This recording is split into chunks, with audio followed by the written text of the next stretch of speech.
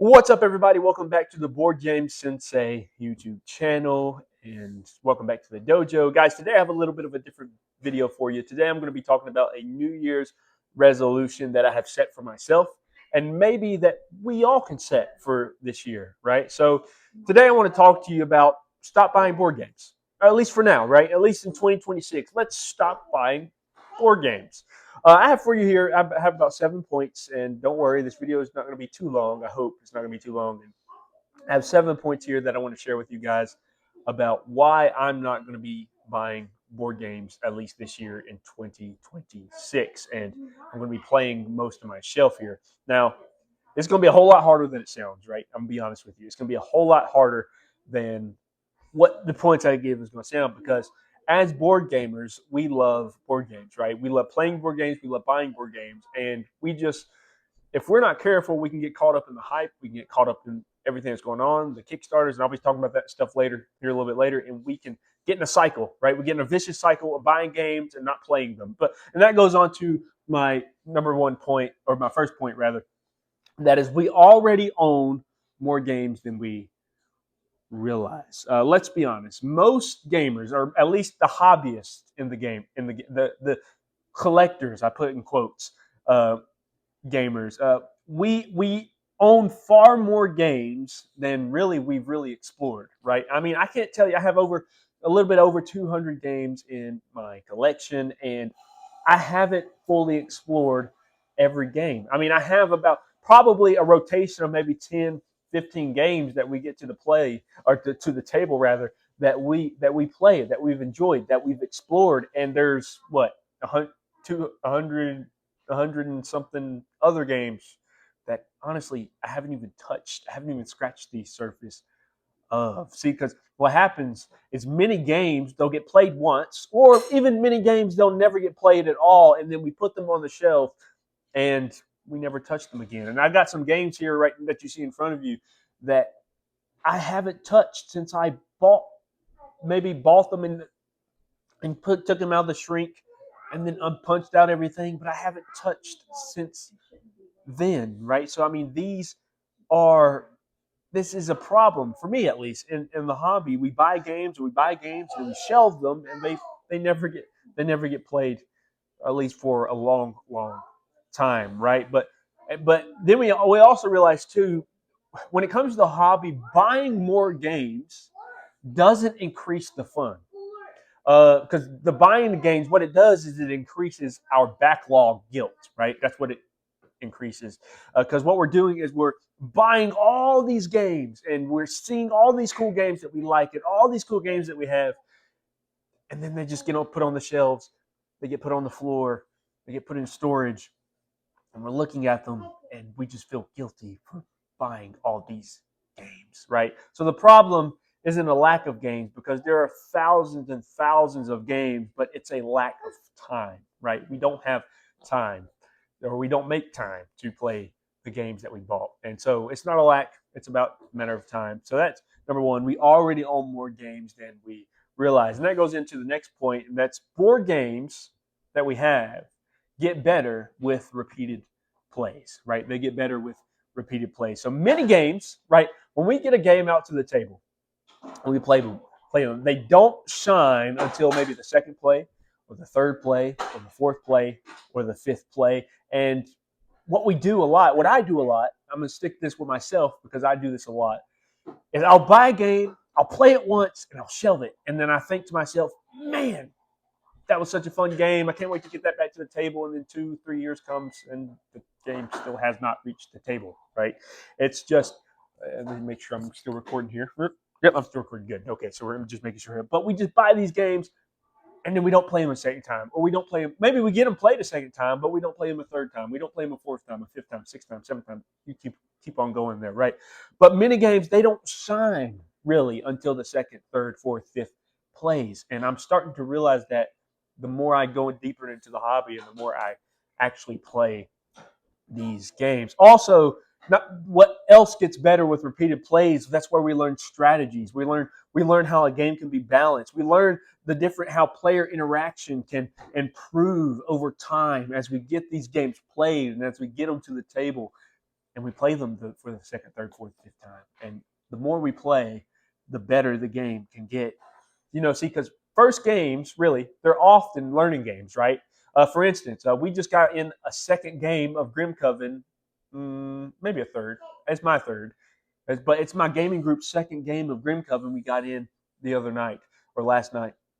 And it is getting better as we play. We last night we had a little bit of a rough time playing against the Tormentor, and what happened is we're slowly learning, okay, maybe we got to do something different. Maybe we got to pick certain characters for certain things, but we learn strategies, you learn player balance, you learn player interaction the more that you play these games over time. And then we learn also that the first play is always going to be a learning experience, and it's not the real experience of a game, right? It's not. It's just not the real experience. So what we have to do is just keep playing those games.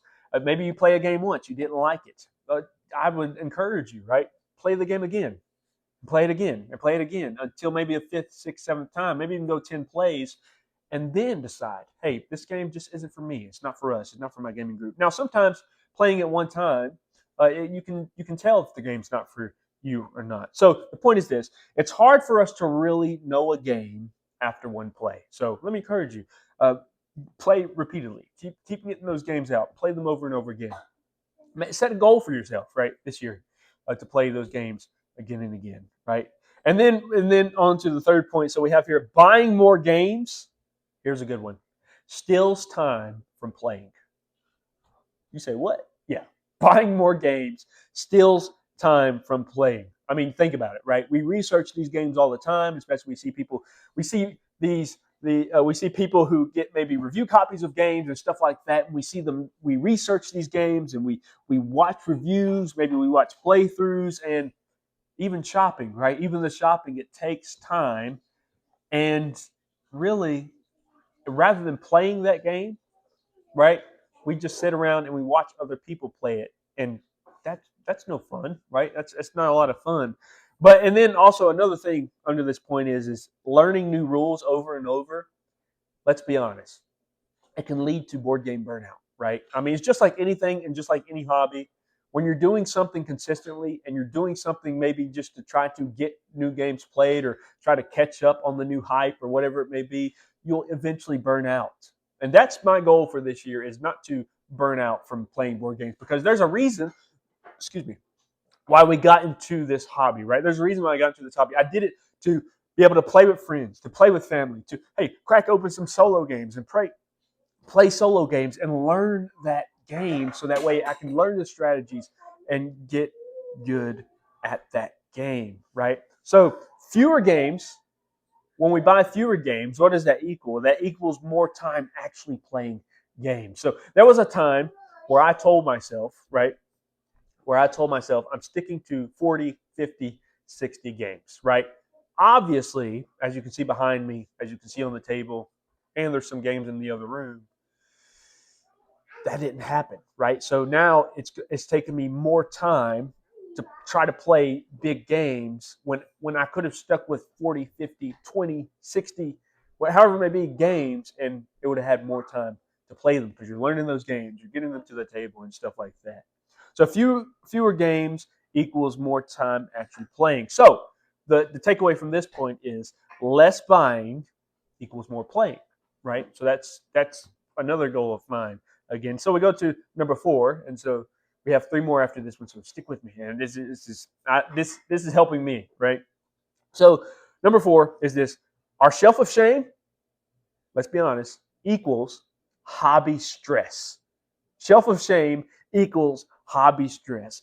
Unplayed games can create guilt instead of gaming joy, right? It really can.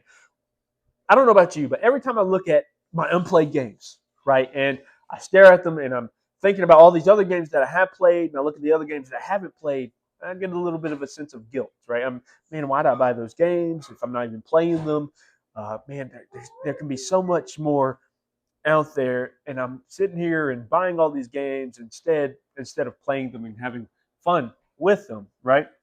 So, and really, when we start buying games and we have built up that catalog of the shelf of shame, the hobby becomes more about collecting and not playing. And No one wants to just collect games and not play them. The whole point is to play the games that you buy. And if we're buying games and collecting them, then we're not playing them, right? I mean, it's just a waste of money, and it's a waste of time, right? This is a good one. Playing what you own. That's right. Playing what you own restores fun, and it restores your freedom when it comes to the board gaming hobby, right? So when you play with your own, man, you find that maybe we look, you know what happens? We look for these games that we want a new dopamine hit, right? We want that new dopamine hit, and we look for these games and we think, man, that game can bring so much more fun that this game didn't bring. But when reality is we have 180, 200 games on our shelves that can bring and reignite that fun that we had for the hobby if we just sit down and play those games. Um, but that is something that I'm going to work on this year. So a hobby really, it should bring peace, not pressure, right? When we have a hobby, the hobby isn't to get all these games so we can beat the next consumer, right? That's what we really have, right? Especially where I'm from, we have a problem with consumerism, right? We consume so much, we can't get content with anything, and then we just have games that we don't know what to do with, right? We have way too many games, and that's another video I'm going to talk about. What is enough games? What's not enough? Well, how many? What is the good number of games? And obviously, it's opinionated, right? But that's something. So selfish shame equals hobby stress, and I can tell you, after not playing 73 games, the stress gets really high when you start to look at your shelf there. So that's that. So number 5, sometimes we fall for hype more than quality. We fall for hype more than quality. Look, I get it. You have Kickstarter, you have GameFound, you have all these things that we look at, and let's be honest, the FOMO really hits. So let me make sure I'm still recording here. Okay, we're still good. The FOMO hits. It hits, right? Kickstarter exclusives and FOMO, they drive us to impulse buy, right? I can't tell you how many games from Kickstarter, right? Especially my favorite creators, right? Awaken Realms. I can't tell you how many Kickstarters that I've impulse bought, right? And because I had a fear of missing out, when in reality, so what? So what? They give exclusive content that you can only get in Kickstarter. So what? What we got to think about what I got to think about is when those games come out 2-3 years down the road, or maybe even a year and a half down the road, what happens? Well, we can just buy them, play the base game, right? And we can have fun with the game and hope, and even watching reviews on it and stuff too, right? I mean, if we're going down trying to buy that, right? And which I'm kind of, anyways, I'm not trying. Look, I'm not saying that don't buy games. I'm just saying this year, I'm gonna work on not buying any more games, right? But what happens is Kickstarter and FOMO, the fear of missing out, it really gets to us, and we impulse buy every game we see. Maybe we see a content creator, right, and they hype up this game so much that we really love, or that they really love, they really see, and then man, it makes us want to impulse buy it and buy it real quickly. I'm going to work on not even looking at the FOMO, if you would, the hyped games this year. I'm going to focus on playing the games I have and games that maybe are coming in that I've backed on Kickstarter previously, right? So that's what I'm going to focus on this year. Excuse me. So, and also this too, new games does not equal better, right? So when we play a new game, it doesn't always equal better. As a matter of fact, there's been games that I've played that have been new and they've been absolute, I'm not going to say garbage, but they've not been fun at all, right? They've just not hit. They weren't for me, and it just wasn't what I liked, right? And many hot games, right? Many hot games can fade really within the year, right? I mean, I can't tell you. There's games that have been hot, right, and that we've seen online a lot. We've seen on Instagram. We've seen on YouTube. We've seen wherever it may be, and right, we see it, and it fades throughout the year. We see it slowly fade throughout the course of the year. And what happens? Everybody forgets about that game. They've forgotten about how good it was. They forgot the FOMO behind it, right? So that's what happens to us. But today's hotness, this is a quote I found. Today's hotness is tomorrow's trade bait. That's a quote I found. So, right. So today we see all these hot, good games, cool games, and tomorrow they're just trade bait, right? We just give them away. So that's number 5. Two more points. 2 more points here. Number 6, playing what you own will save you lots of money. It'll save you lots of money. So let's be honest. In the day and age in which we live, board games are expensive. They are absolutely expensive. I mean, we can have that money saved on go toward expansions to our favorite games, right? So think about it. There are tons of games that I have just in my collection that I absolutely love, right? I just gave you my top 50 games list of all time, and I gave you my top 10 that I absolutely love.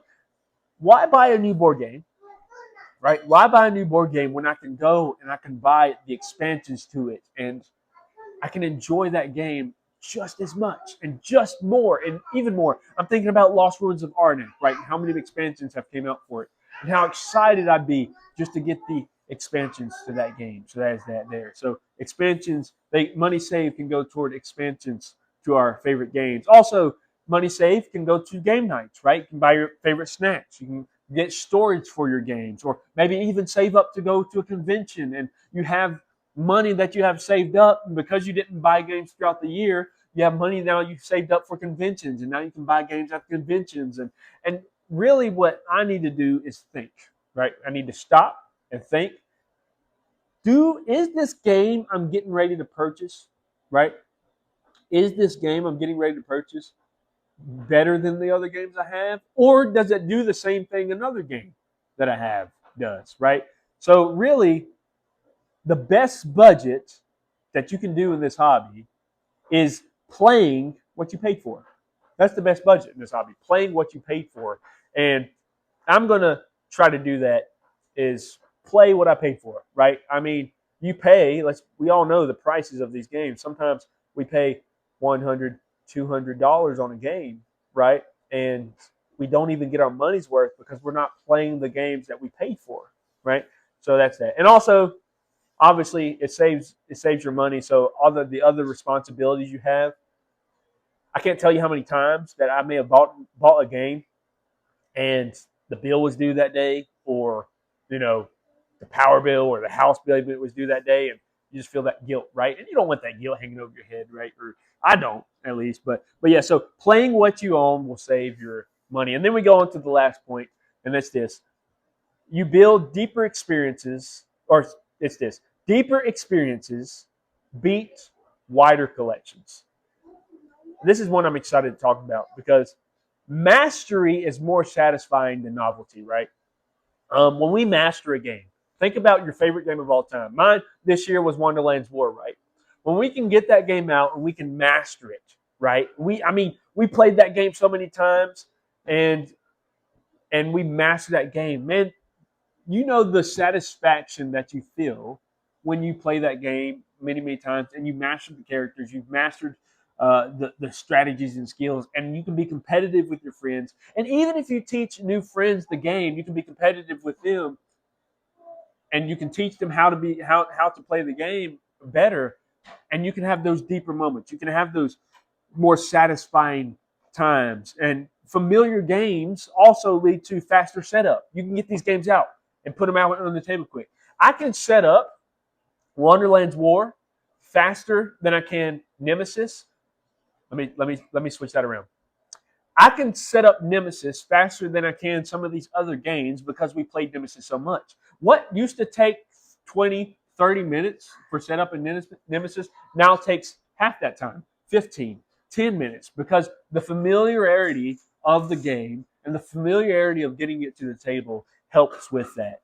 But not only that, but it helps deeper experiences also help with better table talk, right? It helps with talking with your friends. It helps with you getting people around and just enjoying each other. And what board games are supposed to do, right? We're supposed to sit around, enjoy a game, catch up with some friends, have fun with the family, and just playing a game and doing something you love to do. And then lastly is this: you build stronger memories with friends and family, right? So when you're playing these games and you set them up and you get familiar with them, you make stronger memories. You make deeper you get deeper experiences with these games and things like that. So depth lasts longer than height. Let's be honest. Depth lasts longer than height. Hold on a second. Okay, it lasts longer than height, right? So let's, at least my 2026 New Year's resolution is to not buy games this year, right? Play the games that I have, try to follow this list the closest I can, and just enjoy the board games that are at my doorstep and that are even coming from Kickstarters, right, at my doorstep, right? So that's my goal this year. I hope you guys enjoyed this video. It's a little bit longer than my other videos are, but I hope you guys enjoyed this video. And look, if you like what you see, you can, do all that YouTube stuff that people tell you to do. It don't matter to me. Hit the like button, hit the subscribe button, hit the bell notification. And guys, thank you guys for watching. I hope this was a help, and I'll see you on the next video.